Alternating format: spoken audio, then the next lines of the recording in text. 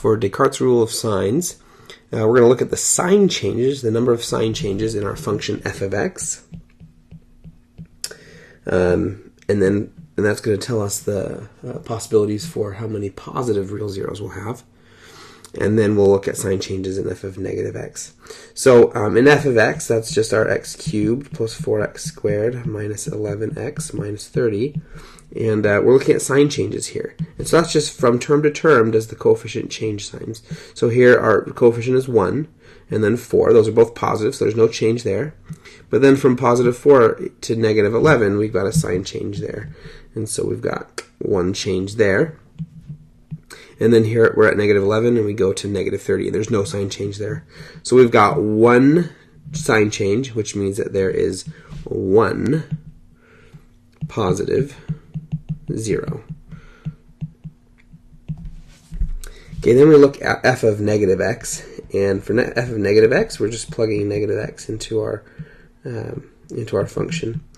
And we need to simplify this. And so that means that anytime we've got a negative x with an exponent, we need to figure out what's going to happen there. So when a negative x is raised to an odd exponent, it means that the negative can actually come out, because a negative to an odd power is still negative. So this is negative x to the 3.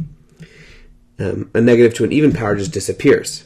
So this stays as plus 4x squared. And then we've got plus 11x, because we've got negative 11 times negative x, which is positive, and then minus the 30. And so now we look at sign changes here. We've got, we're starting at negative, and then we've changed to a positive, and so that's a change there. From positive to positive, that doesn't change. But then from positive to negative, that's another change.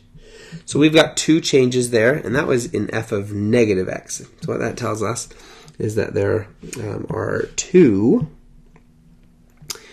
negative zeros, or okay, and whatever number you get, you always can subtract a multiple of 2 to find another possibility, until of course you go negative.